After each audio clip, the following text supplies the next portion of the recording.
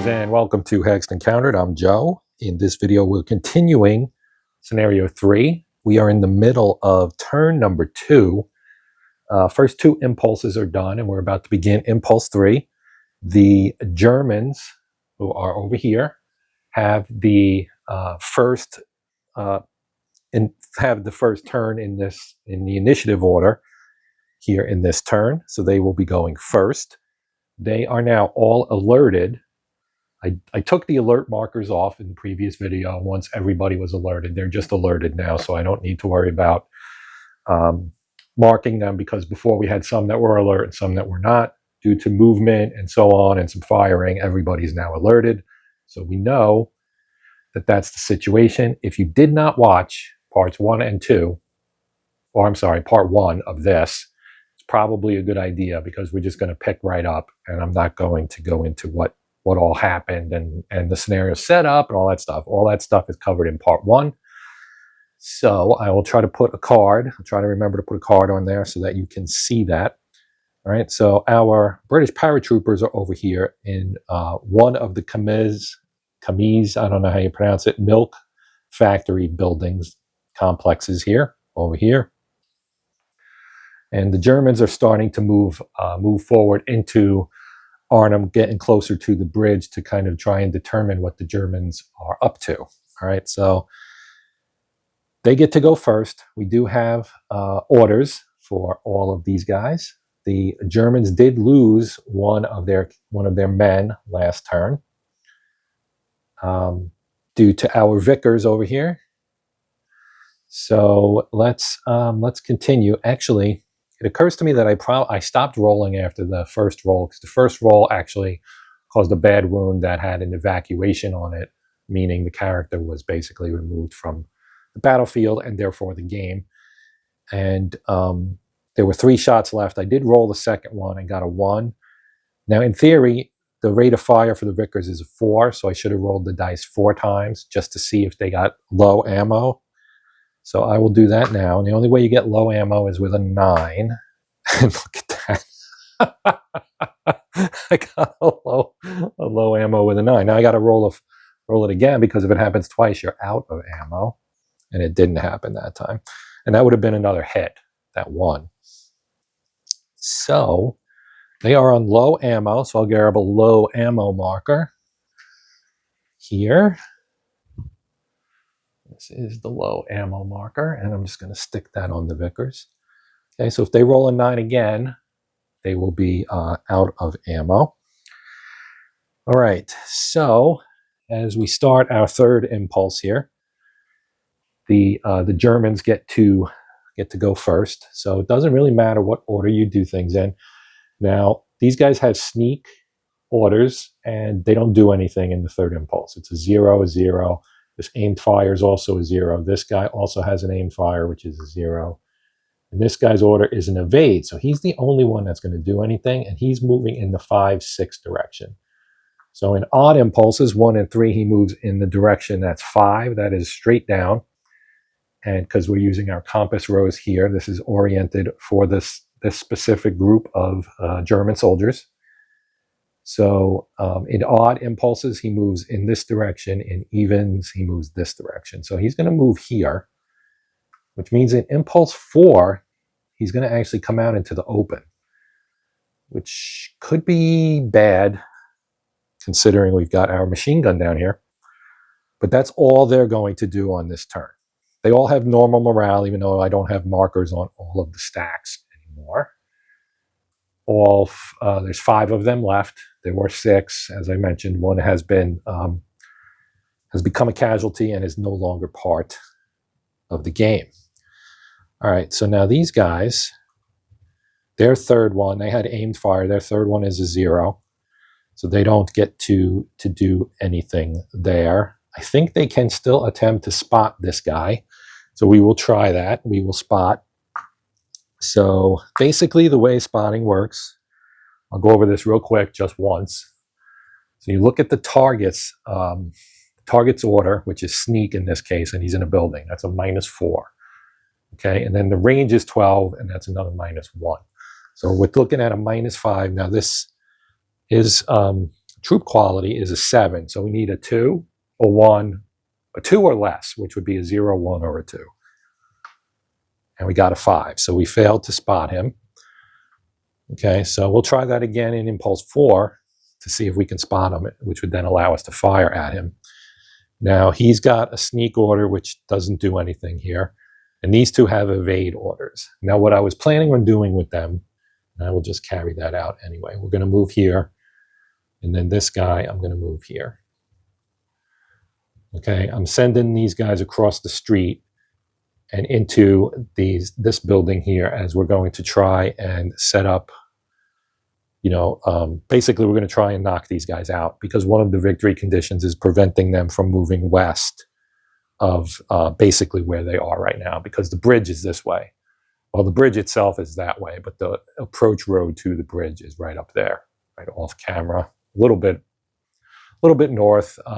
It's in row 24, and this is row 39 here. So 15 hexes up is where the bridge approach road is.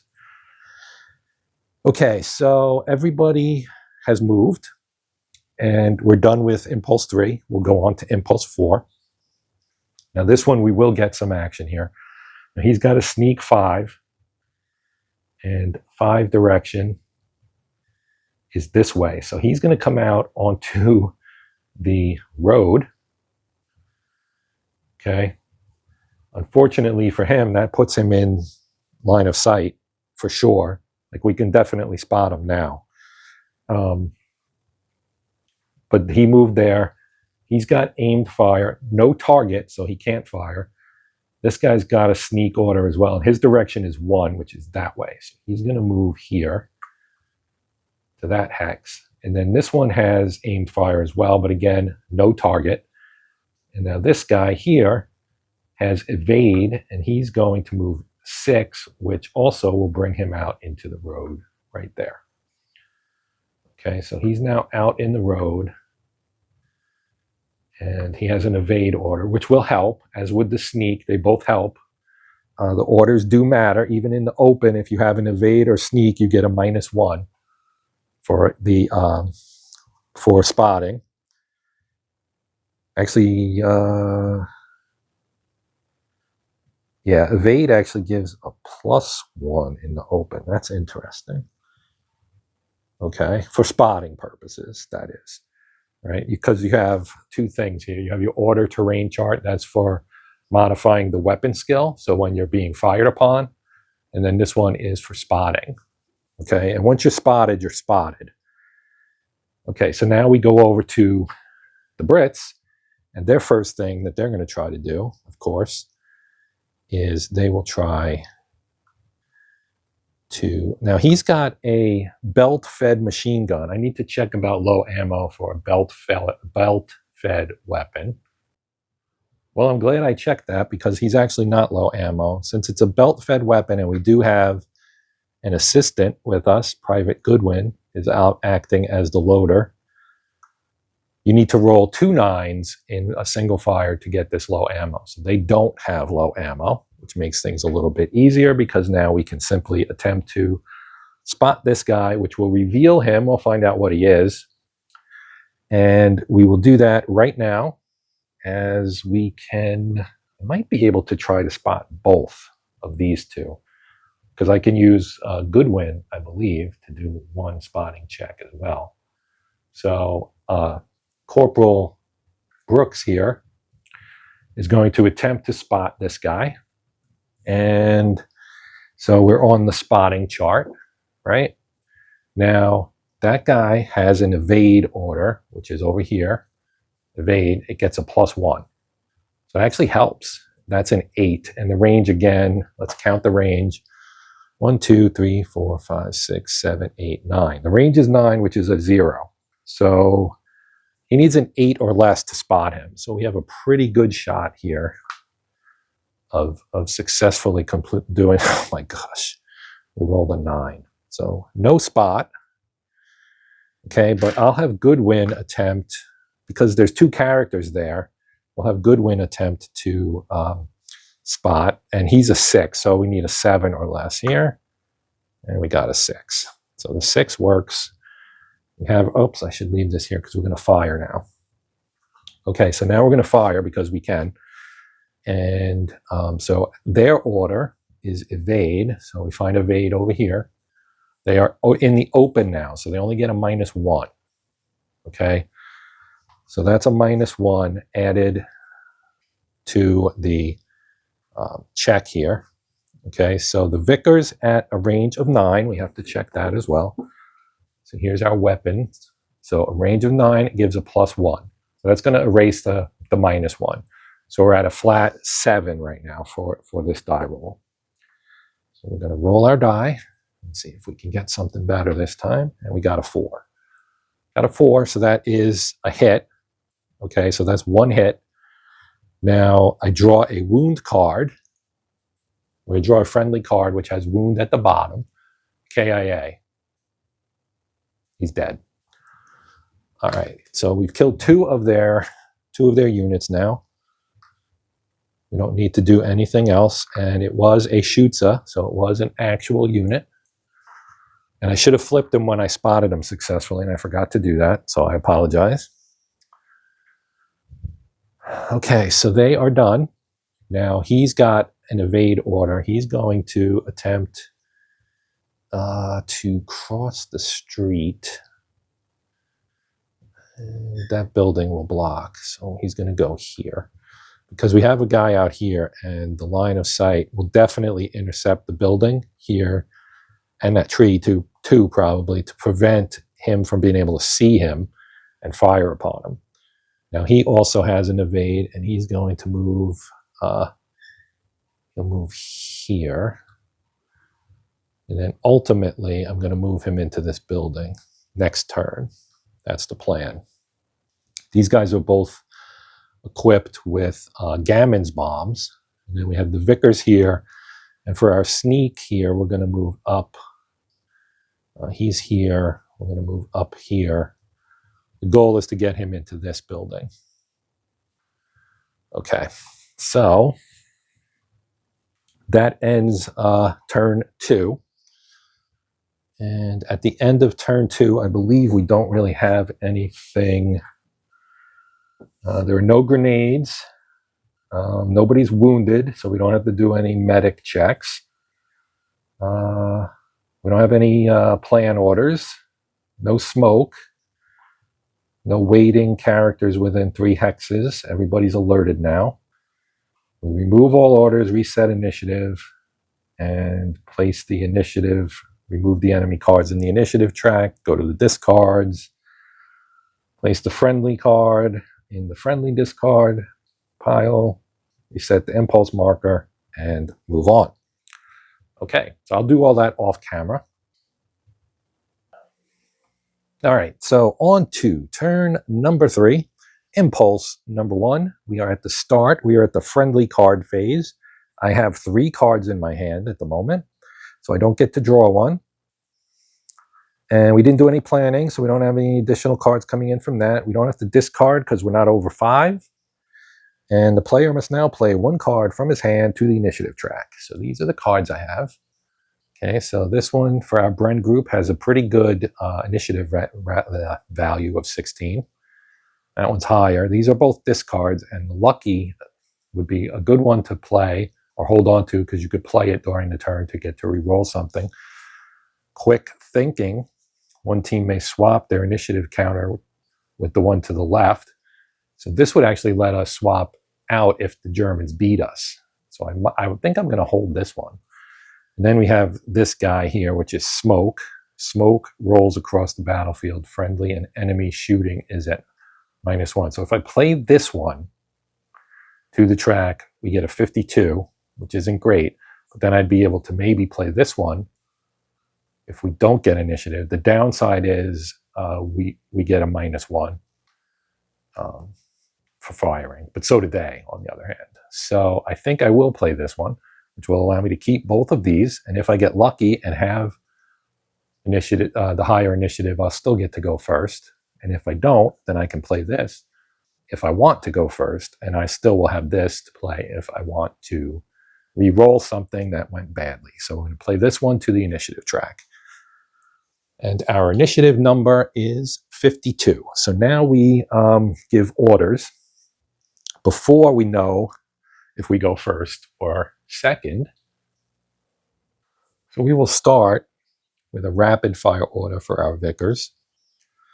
Then we will have evade orders for this one and this one. Whoops. And I think I might I'll do a plan order for this one. Because Corporal Chilton here has a 2, so we could pick up 2 cards, assuming he successfully rolls a 6 or less at the end of the turn. So he's basically out of it, but his buddy underneath him is going to get a sneak order. Okay. So the other ones are sharing the order. I don't always put a counter out because the stacks get big and a little unwieldy, not really unwieldy, just not as easy to deal with. So I'm going to draw a card here. You always start top to bottom. So I have a tie here, so I'll go with this guy first. So I'm going to draw a enemy card. So German card here. We look at the number first. It's a 9, so they're going to have initiative. And that will cause me to play my discard. But first, let's find out what his order is. So he's normal. He has line of sight. He is not in cover. He's in open. So we go down here, and he gets suppressive fire. So suppressive fire looks like this. You see the -2, so it's going to ding his weapon skill. But he's going to fire every single impulse. And he does have line of sight to that. I think we have to, I think he's spotted anyway, because he's been firing. So we'll put that there. That's his order. And he is the one who's, since he's the first card, he gets to determine their initiative value, which is 9. So they are technically first at the moment. I'm going to draw orders for the rest of the enemies, and then I'll decide if I want to use my discard card to swap initiative spots. Okay, so this one is for, oh wait, I did this wrong. You know what, I'm going to keep it. I'll keep it there. They benefited by having the initiative first, so I meant to do that one first, and I'm going to do that one with this one. So he's in cover without line of sight. He gets aimed fire. Okay, so aimed fire for him. So he's aimed fire. Next, we'll do this other one up here. And he is also in cover without line of sight. He gets hide. So we haven't had the Germans have a hide order as of yet.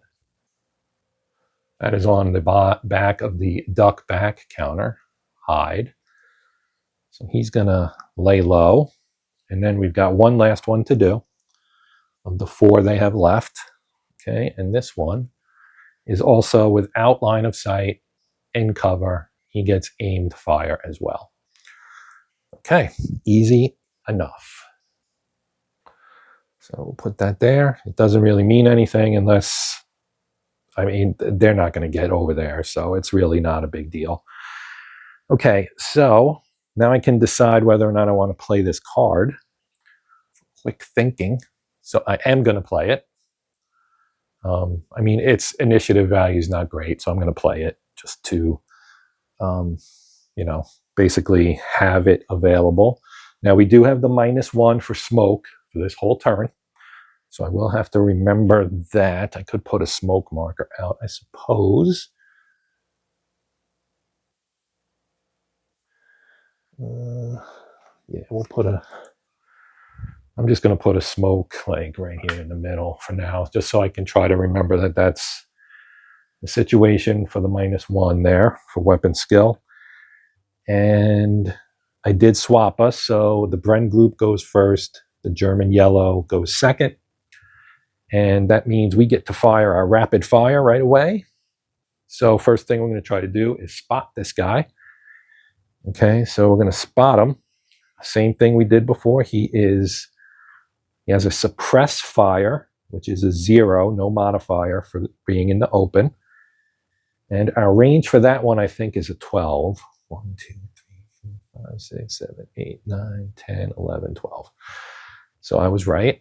So let's put this here. Whoops. And I throw the die across the room. All right, let's see.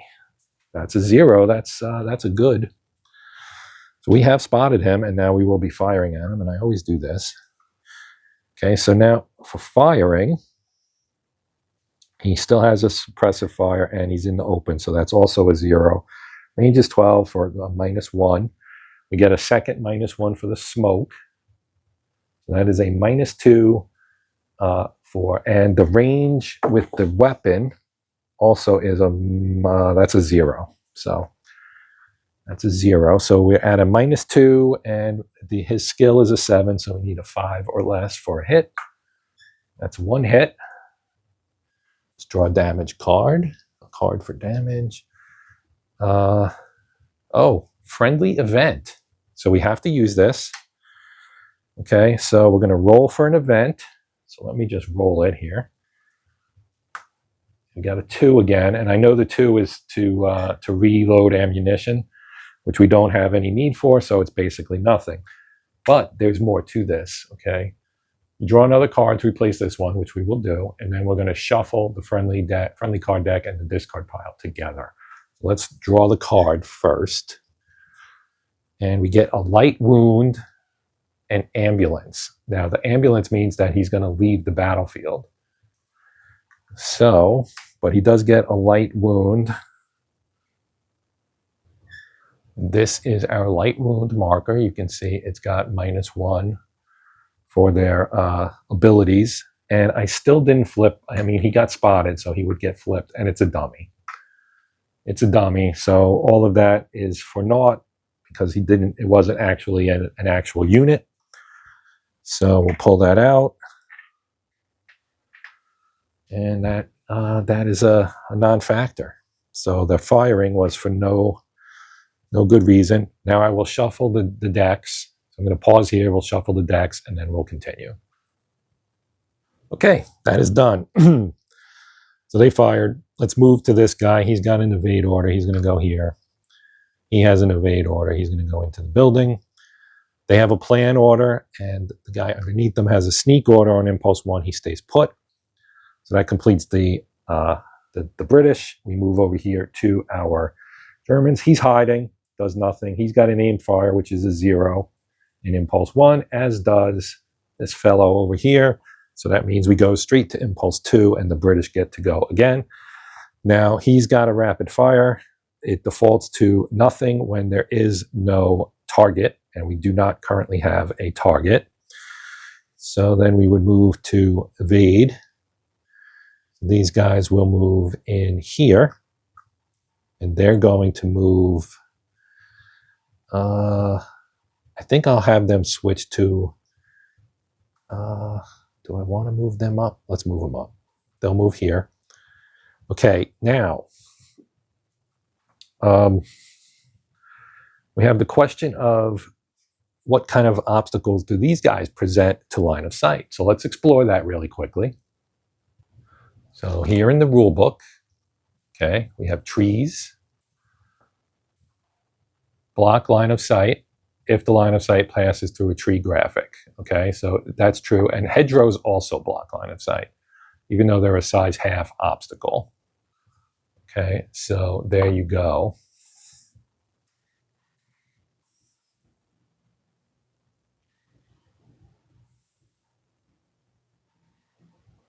Okay.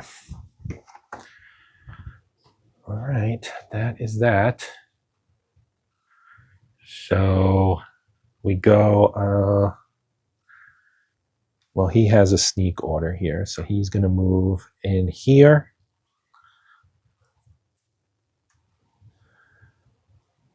Okay, and that will move us to, well, they have fire orders, but they can't fire because they have no targets.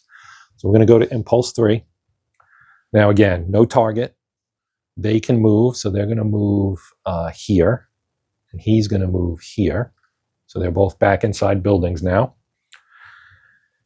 And our sneaker over here in Impulse 3 does not move, and the planner doesn't move. So we go over to the Germans, hiding, nothing in 3, nothing in 3. So that's a quick and easy impulse. We go to 4. Again, no target. They're going to duck back, so they will not. Both of these are going to duck back. Now, I won't put a duck back on there because the way duck back works is if you end up ducking back in any impulse before 4, it becomes an automatic hide order in the next turn. In this case, because it's impulse 4, they just don't have an order. So these would just come off. So that's what I'm doing. I'm just doing it early. It's no big deal. I can do the same thing here because his turn is done. Sneak, he's going to he's going to duck back as well to stay there, and our planner we'll leave that there to remind me I have to roll on that. And we go to the Germans, nothing, no target, and that ends the turn. So we're gonna, before we go on to turn 4, we do have to check if our plan worked, and for that we roll against Corporal Chilton's troop quality, his TQ, which is a 6. And we got a 6. So that passes, which means I get to draw 2 cards at the start of turn 4, which I will do right now. And I still have my lucky card. So we'll draw 2 cards. And we get an order, which is trip. Okay. We don't have rifle group, so we don't have to worry about that. So this would be a good one to play, and it's got a fairly low number there as well. Then we've got this one. Choose one friendly character. They may act immediately, either take 1 aim shot or move 1 hex. And that's got a higher one. But this is a discard, which means you can play it mid-turn. So I am going to actually play the trip one with its low number, allowing me to keep my 2 discards for either a reroll or a free move or fire. I'll hold on to these 2, but this one is going into the initiative track and giving us a number of 22. Now I need to do orders again. So I think what I will do this time, I'm going to take aimed fire for our machine gunner. And I will take, well, this goes away. And I'm going to take, we'll do a sneak order for them. And we'll do a sneak order for them. And the plan order goes away. I'll do a sneak order for him. And I'm going to give him a hide order. So he will hide and not move. These go away, and now I'll pull cards for the Germans. And this time I'll do it in the right order. We'll start here. So I'm going to draw a card, and we'll get the number at the bottom, which is a 13, so they win initiative. They get to go first. Now, as for his order, he is without line of sight, and he's in cover because he's still technically in a building hex. So in cover, without line of sight, he gets a sneak 5/6. And that is this. You can see the 5/6 on there, which means his first move in Impulse 2 will be in direction 5, which is down, and then 6. So he's actually going to end up here at the end of this turn, which will put him in the open and is probably not a good move for him, but we follow our orders. So let's draw our next card. We'll do this guy next. And again, without line of sight, normal. He's got an evade 6/5. Yes, he's in cover. Yep, he's still in a building. So he's also in cover. So he gets an evade. What was that? Evade 6/5. Here's our evade 6-5. He gets that one. Now we draw the last card, the card for the last guy. He's got rapid fire, which will not do him any good, but that is his order, so that is what he will get. And there it is. All right. Now they get to go first. So we'll start over here. He's got a sneak, which is nothing in the first impulse. He's got a fire, but has no targets nor the ability to spot anybody. And he's got an evade 6-5. So 6 goes here. And he's actually going to end up out here too. In the second impulse, just in time for my aimed fire to take effect. Okay, so I don't think, based on his dot to here, that he can spot him, because it's gonna these two building hexes would be in the way. So we're not going to worry about trying to spot with that one. Now they do nothing, he does nothing, he does nothing. So basically nothing happens in impulse 1. So we move to impulse 2, and again the Germans get to go first. Now he's got a sneak order 5-6, so he's going to move here. Again, rapid fire, no target, no ability to spot. Evade 5, he's going to go here. Okay, now he's in the open. We're going to try to spot him. Okay, so I have 2 tries to spot him, I guess, with 2 characters there. We'll try with Corporal Brooks. Got a 6, that is successful, because he's in the open. He has an evade order, which adds 1.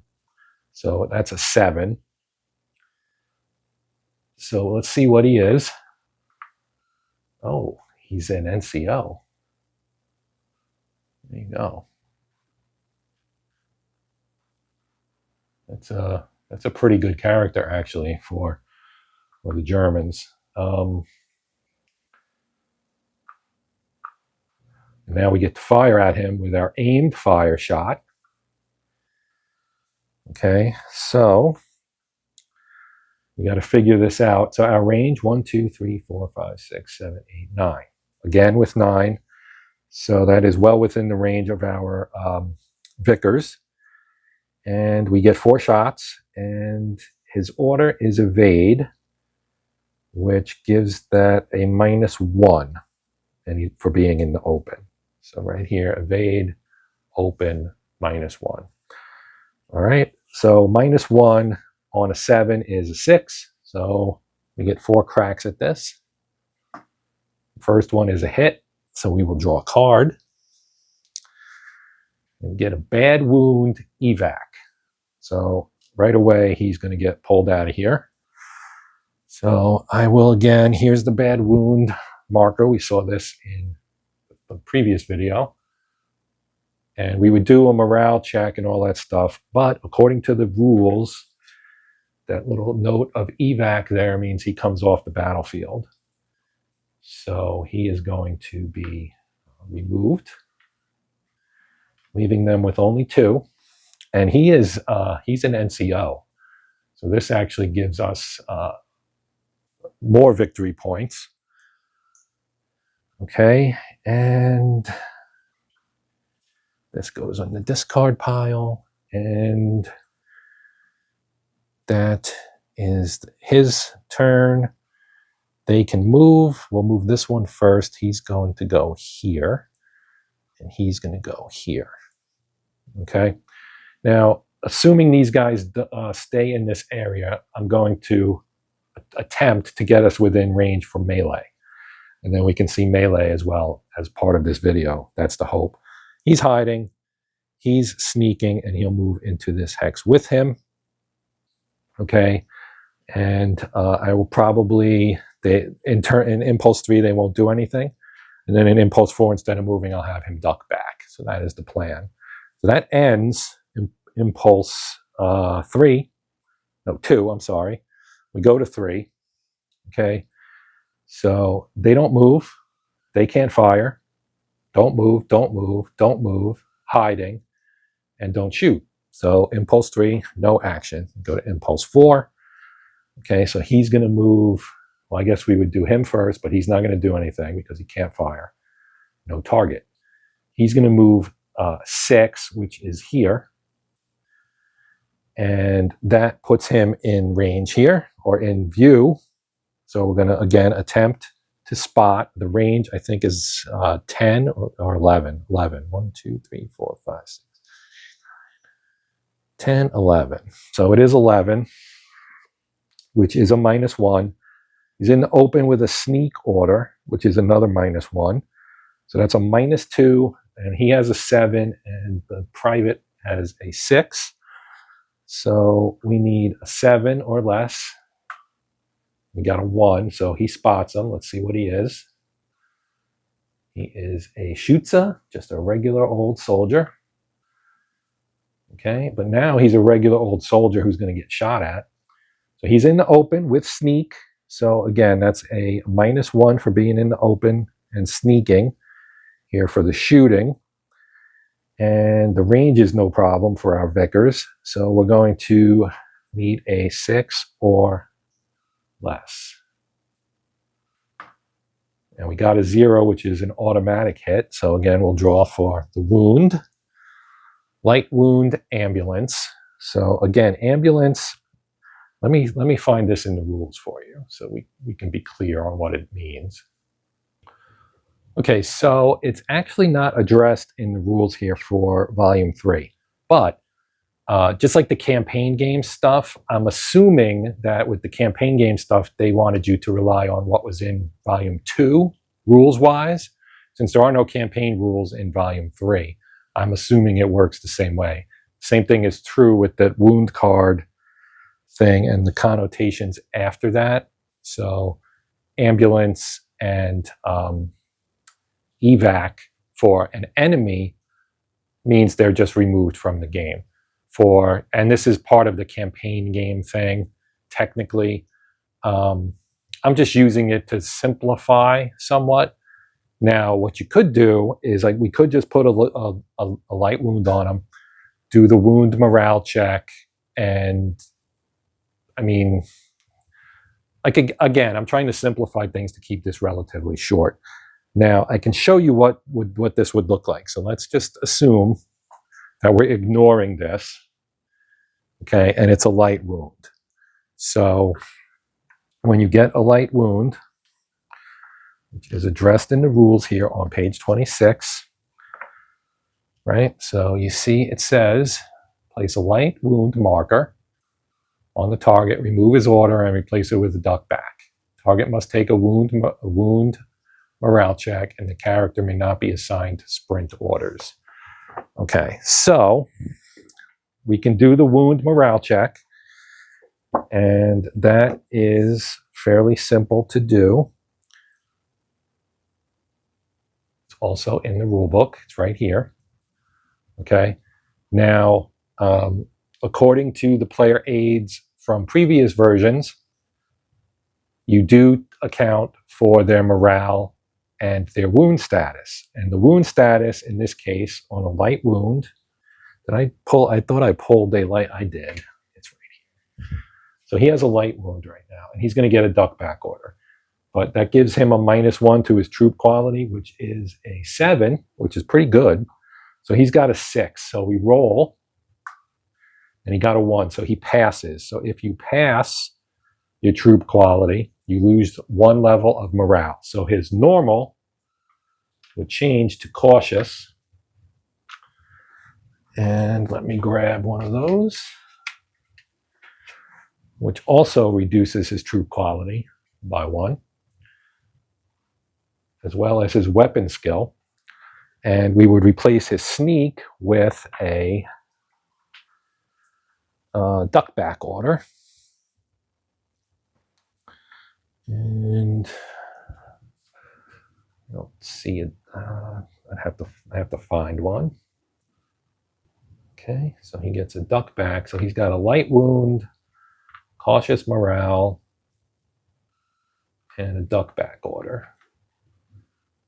Okay, and unfortunately for him, he's got 3 more possible hits to take, and we roll a 3 on the second one, so he gets hit again.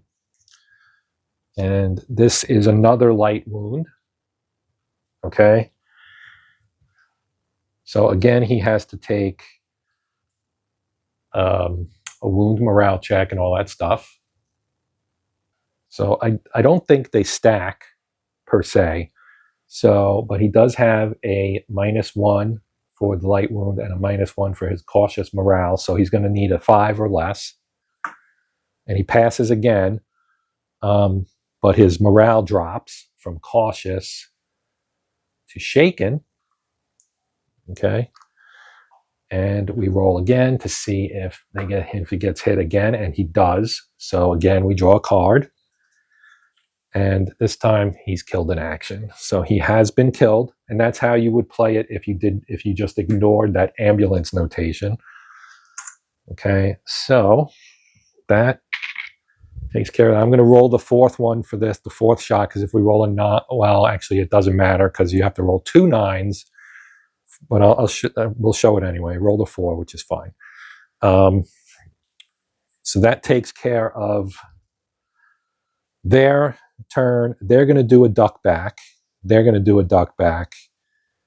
Actually, they're going to move up, and they're going to move up. Forget the duck back. He's going to duck back. And I'm just going to pull it off because it's fourth impulse. So we go back to impulse 1. And I have 2 cards left. As we start turn number 5. Okay. 2 cards left. We've got this this one which has a 66 and this one which has a 16. This is my lucky reroll, which I kind of want to keep. So we're going to use this and probably get them going first. And again, they only have, I need to remove all the orders. So let me do that. Okay, here we go. So I am going to play this one with its 66 and assume that we won't win, and he will have the first action. So we get a 66, and now I'm going to give orders to my men. So we will again use aimed fire for our machine gun. We will do I think we're just going to do an aimed fire for the Piot as well. Or maybe we should do a plan again. Let's do a plan, and we'll just say hide for the other one. So our private will hide, and Corporal Chilton will try a plan again to see if we can draw some more cards here, and maybe we could get an event or something that jazzes things up a little bit. And these 2 are both going to get evade actions, I think. We want to get close. And evade would let us go 1, 2, 3, 4. And then we can maybe do some melee. So we'll do an evade and an evade. Okay, now we draw for the German. The lone man standing, last man standing. He is in cover. He does not have line of sight. He gets run and gun 1. So he's going to go this way when he moves. And because of the trees, he's not going to have any line of sight. So the line of sight is terrible, of course, when you're in a city. And so this is another thing that's different from the first 2 games where you had a lot of action in the countryside. Of course, there were hedgerows and things in those games. But let me find this run and gun. Run and gun. Where is it? There it is. Run and gun 1, right? Run and gun. It was run and gun 1. Yes, run and gun 1. Run and gun 1. And his number was a 15. So he does win initiative. Gets to go first. So on a run and gun, he's going to move in direction 1, which is this way. He's going to move out here. He was here. So yes, he moves there. Okay. And let me check. I think that's a valid order for that, even though he has no line of sight. To, let's see, run and gun. The enemy character will move 1 hex in the first direction. If it has a target on impulse 2, it'll fire with a -2. If it doesn't have a target, it will move 1 hex in the second direction listed. Oh, so it's a move if he doesn't have a target. And since he doesn't have a target, he's going to move this way. So that's going to change things. We're going to have to move that way as well. Okay, so our machine gun might be done for this this scenario. All right, so he's moved. Now we would do our other men. So we'll move him up. These guys will move up here. They will move here. Now, if you're wondering again, line of sight, blocks, blocks, blocks. All of those block line of sight because all of those are in the line between the units. So these guys cannot see each other because that blocks line of sight, and the tree does, and this tree does as well because all of them are touched if we go dot to dot across. He has plan and hide, and he has aim shot, aim fire, which is a nothing right now. So we're going to move to impulse 2. Okay, impulse 2. And again, so he has no target. He will move in direction 1. That's there. Then he's going to move as well. And let's move him. Well, I don't want to move here because then he'll fire. And he can't fire. He would fire with a, you know what? Let's live dangerously. This could be a really bad decision. But I'm trying to get this resolved. So we're going to move here. Now, as soon as we do that, next turn, he's going to be able to try to spot him. And will likely be successful because of the close range and the, because the range is 2. So I'll get a +1 on that. He is in a hedge hex with an evade order. So that would give him a -2. And so it really depends on, well, that's a 4. He's a 4 until he's revealed. So I think that's fine. So he's going to move up here. We'll take our chances. Let's put it that way. If he fires, then we get to find out who he is. And it could be a dummy, and that would be the end of the scenario. Okay, so they've moved. They don't have anything to do. He could fire, but he doesn't have a target. So that's the end of impulse 2. We go to 3. Now, again, he's going to move here. And, ooh, my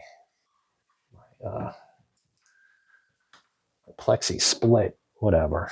I mean, these are 2 different sheets because the map is big. Even though we're only playing on a small piece of it. But the edge of the map is right off shot here, and I might need to move up. Let me do that. Now we have a slightly better look, I think. Okay, so he's here. He's going to attempt to spot. Now he's a 4 for troop quality because he remains unrevealed. He could be something better. But the range is now 1, which is actually a +2. And again, he is in a hedge, which with an evade order is a -2. So the -2 and the +2 cancel each other out, and he just needs to roll a 4 or less to successfully spot, and if he does, he gets to fire. It's a 1, so he's going to get to fire. So now we reveal him, and it is a shooter. So he is going to get to attack, and his weapon quality is a 6. Actually, no, he can't shoot right now because he's on a run order. In impulse 4, he'll be able to shoot, which means nothing, except that he can move that way and get out of his line of sight. So that is what's going to happen. Is we will move out of there. Yeah, we're going to move out of there. So that's what we will do. Okay, so he's moved. Now we can move these guys. So I am going to move him. We'll move him. No matter which way I go, this is going to make things. Well, we're going to move him here because now the hedge will break line of sight. And then this guy will move here. We'll move them here.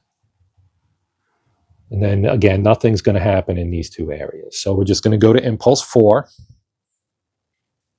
Now, I don't think he can fire because we have line of sight blocked by the hedge. So that being the case, they move again, which is going to put them here. But they can't shoot. Okay, now they will duck back. So I'm going to pull this off and put a duck back, which will get pulled off. But in the meantime, they will get a duck back on there. So that we know. Duck back. And then he's going to move. He's going to move here. Yes. And then that'll be the end of his order as well. I'm going to pull this off of that. Because these two over here can't do anything. We have to resolve the plan. Okay, so that's one thing we need to do. Now, he is again a 6, Corporal Chilton. So we have to roll a 6 or less. We got a 5. So that's successful, and we will get to draw 2 cards. Here, as we move to turn number 6, which is halfway through the scenario. So I'll pull that off for now. I'm going to draw 2 cards. I still have this card. I'm going to draw 2 more. And we get, they're up to something, enemy event. So I don't necessarily want to play that one. And then we've got this one, nothing happens, with a really, really high number there. None of these numbers are good. So we're probably going to have them attack us. So I will play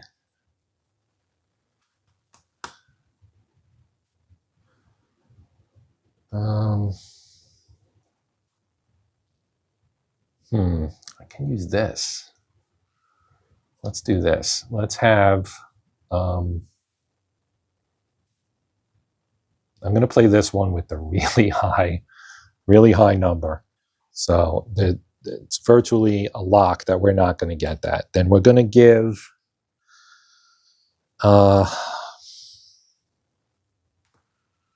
let's see. We've got a Gammon's bomb. Maybe we should try that. So I'm going to do this. We're going to give. Okay, so we're going to give a grenade order to Corporal Cleverly. Let's remove the duck back. He's got this because he's got the Gammon bomb. And then Private Kelly is going to get a rapid fire order with the Bren gun, where his weapon skill is actually 7, so that's pretty good. Now, we will have to weather the fact that they're probably going to get some kind of attacking order because we are adjacent to them and in line of sight. Okay, so that's them. These guys will give a run and gun order. So we want to give a run and gun and try to get close to them, right? So on our first one, we'll move here, and then we can fire. All right, so we got run and gun for that one. And these guys are essentially not involved here. So I'm going to do the same thing I did last turn. I'll give the machine gun an aimed fire, and we'll give a plan order to Corporal Chilton and a hide order to the private that's with him. And I mean, I've got 5 guys here. They have 1. So that should be enough to take care of business, I think. And we'll now get to see how grenades work. So now I'm going to pull a card for the enemy. Okay, so he has line of sight. Why am I not? Why is my... Okay, so he has line of sight, and he is normal, and he is in cover, I think. I think that counts as cover. Let me make sure. Hedgerow, rough terrain. Cover is defined as any terrain type below. Yes, hedgerow is cover. So he's in cover.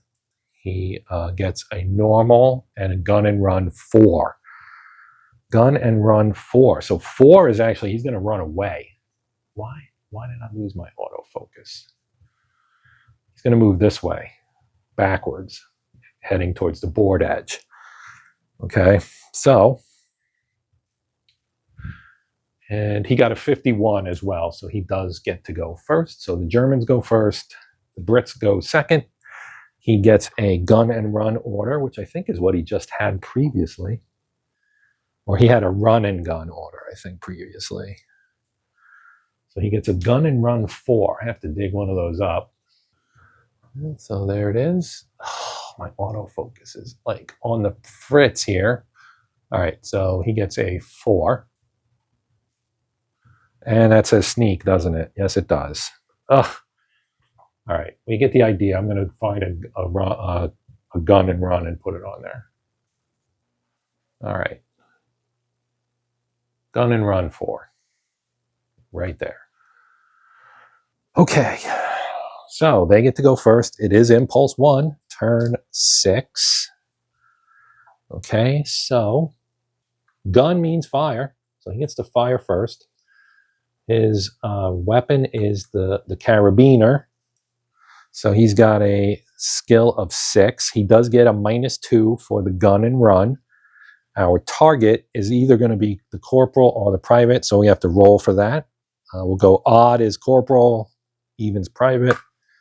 It's an 8. That's even. That's the private. And let me leave this here because we're going to roll on it again. Put it up there. That's better. Okay, so let's see. He is in. So we are in. He's in a hedge hex, right? Yes, in a hedge hex. So here's hedge. His order, the even order is, I believe, rapid fire. So that's here. So hedge, rapid fire is only a -1. Okay, now the range is 1. And for our carabiner at 1, you get a +2. Okay, so he gets a +1. So his number is a 6. He needs a 7 or less. And he got a 6. That's a hit. So we're going to draw a card. And we've got bad wound evac. Okay, so I'm just going to play this like regular here. We'll give him a bad wound marker. He'll take a wound morale check. Right. Bad wound. He'll have to take a morale check. So let's roll that. Now his normal morale is a 6. His troop quality. And so he's going to get a -3. And he gets a +1 for the for his morale being bold. So that would have needed a 5. He got a 2, so he passes it. So his bold actually comes off, and he's normal now. That's it as far as that goes. Okay, so he's done. Now let's go do the grenade sequence here, so you can see how that works. So I was supposed to put this in the hex that we were targeting, so I'll do that now. Okay, now that was supposed to happen when I first gave him the order. Okay, so in the first impulse, we place a grenade marker on the character that's throwing the grenade. Okay, so he already has his gammon bomb. And then in impulse 2, either the grenade target marker moves or the character moves, and if so, must move closer to the the grenade target marker. Impulse 3, it would be thrown, roll 1d10 to hit, and the only modifier is +3 if the hex is out of line of sight. And on a roll of 9 or more, adjusted, the grenade rolls one direction and one hex in a random direction. So right now, all we're doing is he's got his gammon bomb. We got quite the stack going here with these guys now. Here's our gammon bomb. Okay, so he's got that order. And here's our gammon bomb. And that's going to get tossed in here in a future hex, because he's going to move, and then the target will move with him. And we won't have to move because we'd still be adjacent. But he's going to fire again, so there's a chance he'll shoot us before we get to throw because of the order of operations. Although, it occurs to me that I can do this and fire at him right now. So I am going to do that. We get an aimed shot with his Bren gun. So we're going to do this. Going to discard that. So his Bren gun. Okay, this is a nice light machine gun. We're at a range of 1, so it's going to get a +2. It's got a rate of fire. We'll do 1. It could be 2, but I think in this case it has to be a 1 because it's an aimed shot. But still, that +2 is going to be nice. Okay, and then again, the range is 1. His order is gun and run, which he's in a hedge hex. So hedge, gun and run is over here. So hedge, gun and run, -1.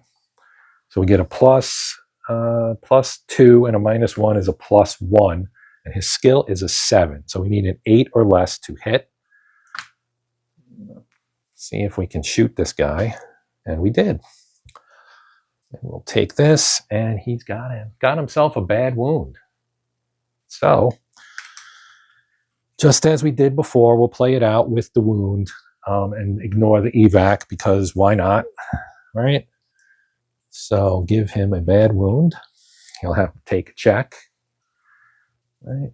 Bad wound, has to take a check. And the -3, his morale is normal, so that won't have an impact, but the -3 on his 5 troop quality means he needs a 2 to pass. He got a 1, so he passes. So that is just a single knock off his morale. He becomes cautious. Grab a cautious. Put this on here. So that makes his troop quality a 4. And his wound is another 3.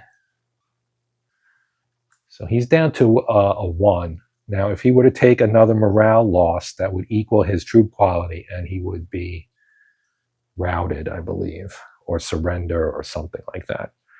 Okay. So the guys over here don't really have anything to do, but they're going to move. These guys are going to move here. Okay. Now, his order, I think with the bad wound, his order, I think his orders are limited in what he can do. So you can see they can't be assigned. Well, he gets a duck back, right? And he can't be assigned a sprint, run and gun, or evade orders. So sneak only for movement. So he's going to get a duck back. We're going to take this away. That means he's not going to move, and the target therefore won't move. He does get a duck back. Okay, and that takes care of that. Now these guys down here don't do anything. So now we go to the second impulse, and the Germans with a duck back order, just to be clear, because I don't know if we talked about that or not, but a duck back order is basically it has to flip to the hide side. Okay, so flips to hide and becomes a hide order. Okay, which means he can't attack, right? But that's going to help him with because with being in the hedge and a hide order, he gets a -3 for the weapon skill. So that's going to probably mean the grenade won't work. But in the meantime, we have other orders that we can take care of because this guy has a gun order now with a -2, and there's 2 of them in there, so we get 2 shots. So we've got the Bren, oh, there's 3 of them. We've got an 8, a 6, and a 6. So we're probably gonna be able to take this guy out, I think. Okay, so we'll start with the first one. Now again, we know range is 1, which gives the Bren a +2.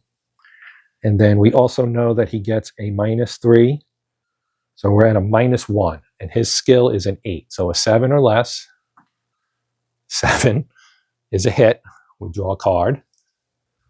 We get a light wound. Okay. So now he's got a bad wound and a light wound. And that, I think, okay, so with the bad wound and the light wound, that's a -4. With the cautious is a -5 to his troop quality, which makes his troop quality a 0. Okay, so I was wrong. It's only wounds that matter. The morale does not. So he's at a -4. If he takes another light wound, and we still have 2 shots, but if he takes another light wound, that would mean he'd be at 5 and he would die. So we just need a light wound. A light wound or a bad wound will kill him. So now we have a 6, 2 6s, which get modded down to a 5. So we just have to roll a 5 on one of these next 2 dice. That's a 9. So one of these guys is now low ammo. So we'll put the low ammo marker on him, like so. Okay, and that's a miss, of course. And now the last one. 3, that's a hit. All right, so let's pull the card, hope for a light wound, and we get a close call. But with a morale check. And I forgot to take a morale check for the first one. So his morale was a 1 for that first one. So it's pretty much chance that he's going to take heavy damage here. It's a 3, which is still higher than a 1. So if you fail that, you lose 2 levels of morale. So for that first one, he would have gone from cautious to shaken. That would have been 1. And then below shaken, you end up with rout. So he would be in rout morale. And then it's impossible to go below that. So he's in rout now. And then he would have to take another morale check. And if you're already in rout,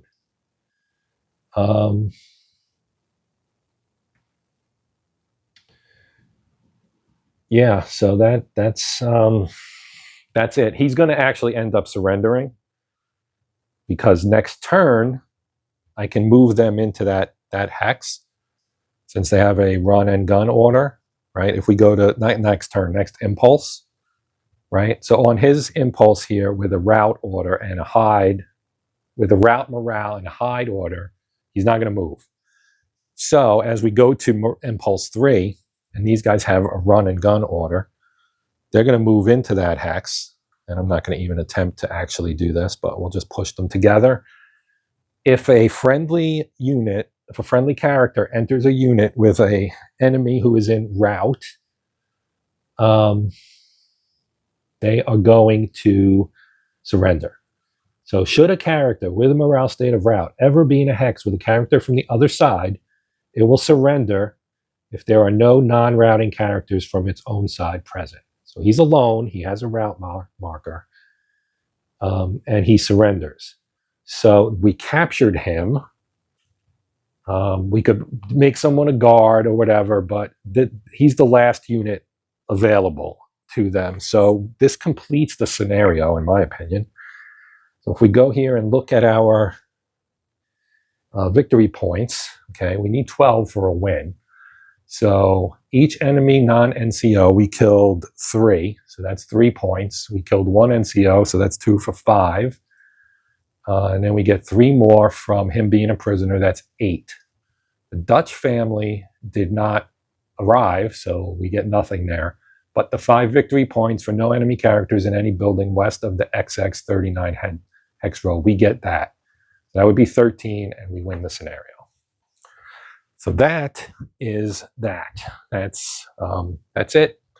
That's it. So I mixed in some of the campaign rules as far as that evacuation and ambulance and all that stuff, which are detailed in Volume 2, but are missing from the rules for Volume 3.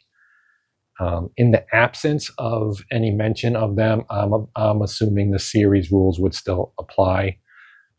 That's a big assumption, and you know the saying about when you assume, you make a blah, blah, blah out of you and me. There you go. All right, but that is it. That's how I chose to play it. May not have been correct, but I did get through the entire scenario, so you got to see it from beginning to end, and you got to see most of everything except vehicles. And I may hold off on vehicles with Volume 3,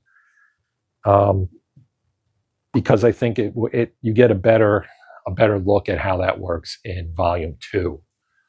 And so maybe I'll do a video on Volume 2 and or 1 sometime soon. Volume 2 is really good because it's got the campaign rules and everything in it, and that's some neat stuff. And it's not locked into a historical box like this one is. I mean, this is a good concept. I think some of the urban terrain makes it a little tougher amongst other things, and it's a big map. Like this map is giant, and we played on an area that runs basically from here to here, which is like 15 hexes, and then maybe 6 or 7 hexes high, out of a map that's, what is it? It's 51 down here and 16 up there, so 35 high and pretty wide too. 1 to 35 by 35 wide, and we played on a area that's 15 by 6 or something. So a lot of dead area, but I enjoyed it. There are some rules that are a little unclear,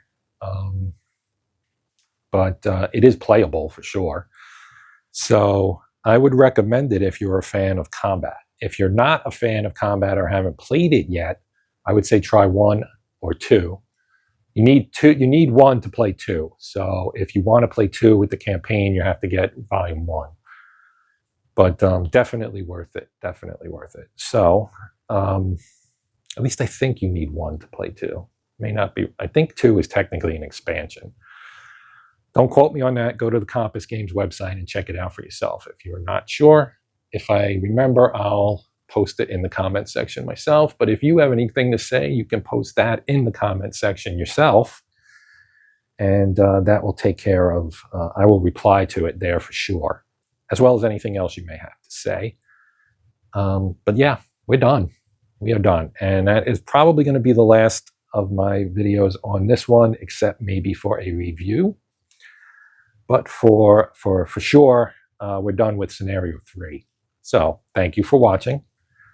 Please consider liking, sharing, and or subscribing if you're not already a subscriber. If you are a subscriber, thank you very much. It is greatly appreciated.